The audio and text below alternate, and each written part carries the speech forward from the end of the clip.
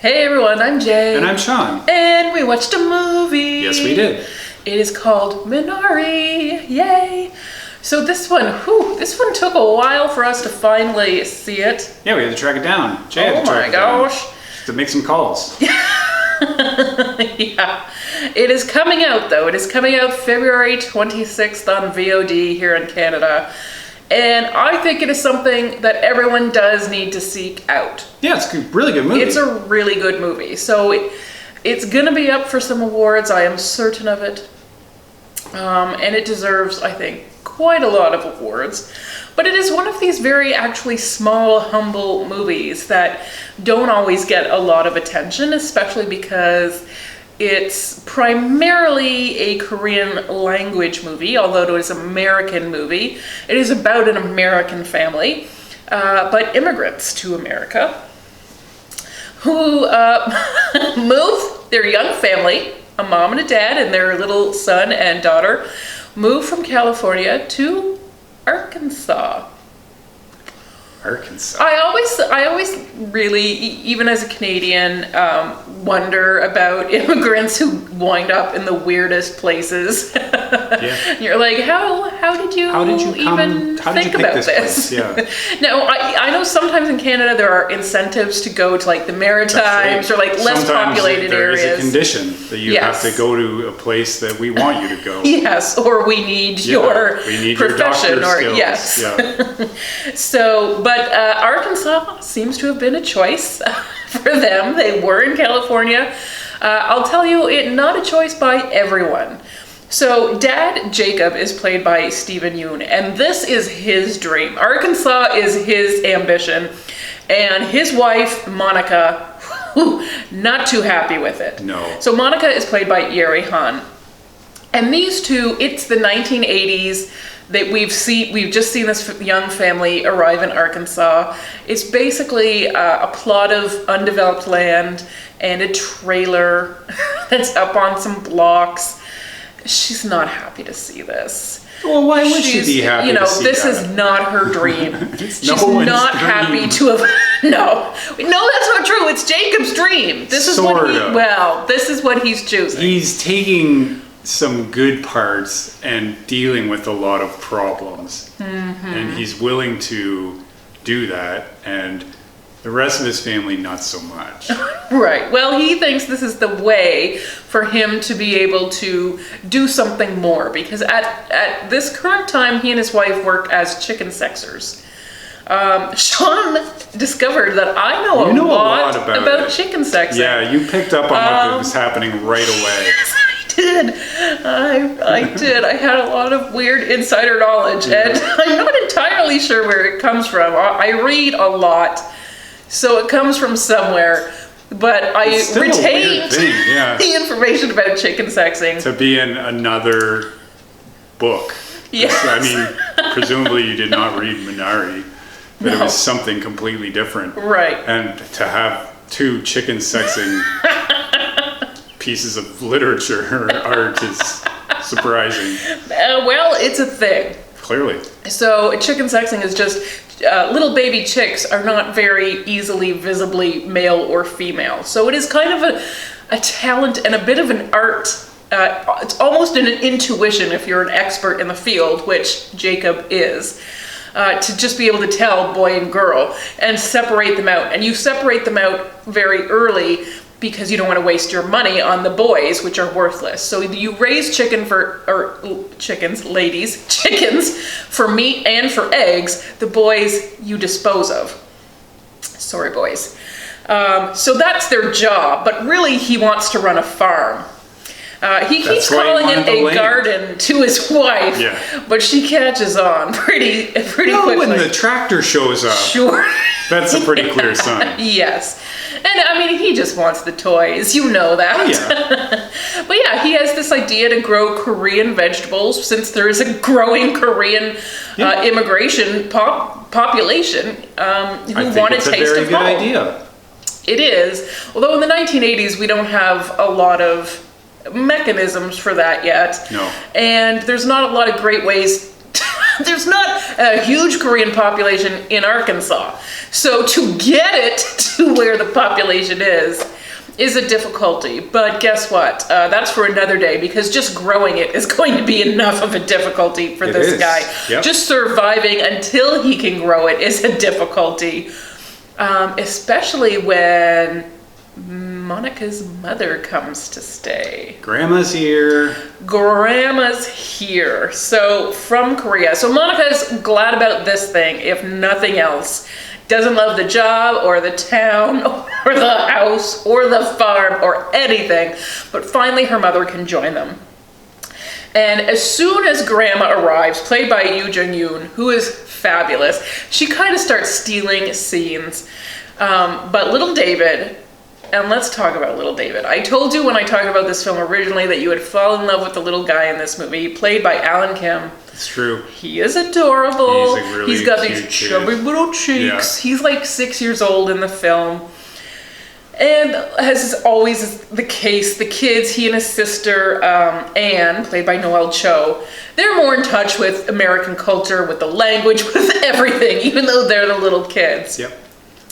And so Grandma already seems kind of foreign to them. In fact, David does not remember having met her at all before. So she's a stranger. I don't think they have met. No, maybe not. She is a stranger to him. She smells like Korea. She comes That's not with a compliment. Not from David. Not from David. She comes with weird food that she wants David to eat. Her English is very broken, and she only learns words that will embarrass him. She sleeps in his room. Yep. Perhaps most offensive to David, like she's just not a regular grandma. No. She gambles, loves TV, loves that special drink from the mountaintop. What's that called again? Dew, oh, yeah. Right, Mountain Dew. Or mountain water. Yes. It's sold to her. Yes, that magical elixir. She swears and gambles. And he just wants a regular grandma who bakes cookies and stuff, and she doesn't do it. He wants a regular grandma who doesn't embarrass him. Don't we all? Yeah. She did remind me of your grandma. I knew she would. I mean, my grandma is meaner though. Like, this grandma is not mean, doesn't have a mean bone in her body. She's just very forthright. It's a fine line. And my grandmother, I think, likes to be a little hurtful. So, but you know, to little 6-year-old David, he's not that fond of Grandma at first. No. But she is really a force to be reckoned with in this house. Yep. But she does kind of create some instability because, of course, Jacob is the son-in-law. Not that she's disapproving, but she's definitely going to be on her daughter's side of things. And the mom and dad are fighting. Yeah. Things are not great. Oh, there's a lot that's coming in between them because, well, one of them is looking to do a thing that maybe the other one doesn't agree with and wasn't really told about. Right. I mean, money is a big issue. Yeah. David's health is a big issue. Yeah, because he's got some sort of heart defect. Yeah. So they already have issues, and all of these stressors, of course, are not good for any marriage. You're living now 5 people in a little trailer. Money is tight. The kids go to church just for the babysitting. Yeah. It's not a really great life. And No. I think Monica's a little embarrassed. She thought that they would be a little more prosperous in America, and she wanted to maybe be able to show off to her mother, and instead she feels like it's a little embarrassing. Yeah. Well, it's not anything you would show off, especially in year one of the farm when nothing is happening. Not nothing, because Jacob makes an unlikely friend named Paul, who is, true. I will say, a religious zealot. That's putting it mildly, I think. Kind of.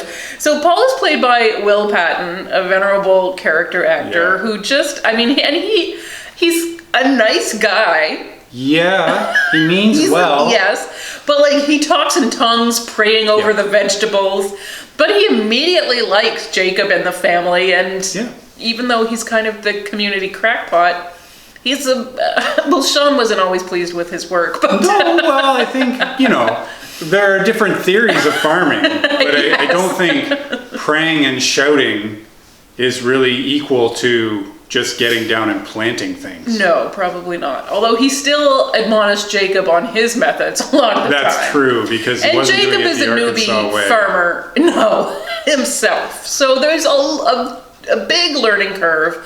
And Jacob, of course, has budgetary issues, experience He's got a lot of issues. It's not easy. No, it's not. And he's also kind of a stubborn, prideful guy. Yes, he is. So asking for help is not an option. Nope. Asking for money is, the banks are not great friends to new immigrants a lot of the time. It's a tough life out there. Yes. So they are out there pursuing the American dream, and it is tough. It's elusive. It is very elusive. And yet, this movie has so many tiny little details in it that will warm your heart. And you almost don't even realize what's happening. It's very sneaky that way, because you don't feel like you're being tugged in an emotional direction at all. It's a kind of a quiet, small movie. Yep. But Isaac Chung, who wrote and directed this movie is semi-autobiographical. Well, it has to be. Yes. With all those little touches. With all those little touches that really make the characters come alive, make you love them, make you care about them, and really transport you into this world where, we have no business being, we don't know anything about it. And even though it is the story, a very particular story about one young Korean family, there are universal touches to it. I mean, we saw my grandmother in it, certainly, but I think everyone can feel that connection to family, to ambition, to the drive to do better for your children. I think there are some universal themes there. There absolutely are. Mm-hmm. And the characters are so well drawn and so well portrayed. It is a very good cast. It is, and it is very subtle, as you said. They're not hitting you over the head with anything. No, they are not. It is a really quiet, small movie, and that's a very good thing. Mm-hmm. Where you are going to feel something with this movie, but you don't feel like you're being pushed into it. No, not at all. It is very natural feeling. And a good thing for the kids. The kids feel natural. They don't feel like they're child actors who are performing. No, they don't. I loved the grandma. Oh, she's great. She really is a scene stealer in this. But I thought the cast was great across the board. Yeah, because it's small. Yes. There are not very many. Like, it really is. It really keeps it in the family. Yeah. And it is nice to see them grow together, and they're really on the cusp of, will their hardships make them grow apart or bring them together? Yeah. Yeah, it can only go those two ways, you're right. And we don't know which way it's going to go. No, I mean, these are really tough times. Yeah. And so it is a seminal moment for this family, an important time in their lives, and I think they're reevaluating what the American dream is. It's not just about money in your pocket or where you live, but, how do you define home? Culturally, but also the people who you invite into it, and the reasons why you stay or don't, or the reasons why you extend your feelings or don't. I mean, there's a lot of things wrapped up into this little trailer. A little trailer with 5 people crammed in there. Sometimes 6 if Paul comes for dinner. But yeah, so there's hardship, but there's a lot of sweet and tender feelings. And I have to say, I really loved Minari. It's so charming. It is so charming. And that little David. Oh, he's wonderful. Oh my gosh. He's a scene stealer. Oh my gosh. He and Grandma. Yes. The two of them together are yes. just great. Mm-hmm. Because they don't always get along. No, they don't. But they're kind of the same, and they kind of find a path to having a relationship that's feels so organic. And like you said, obviously, the grandmother comes from a super loving place. And even though David is sometimes even cruel to her, she's just going to keep loving him no matter what. And I love that about this woman. Like, she was just full of love. And obviously David felt like a grandmother's love should look a certain way. And I get where he's coming from. He probably watched American sitcoms and knows what a grandmother is supposed to do. But this grandma is a different grandma. But I thought she was wonderful. She is. Mm-hmm. So I hope everyone will seek it out. It is a quiet little movie that you may not have heard about otherwise, but I think definitely worth checking out. Absolutely. It is called Minari. Thanks for watching, everyone. Bye-bye. Bye.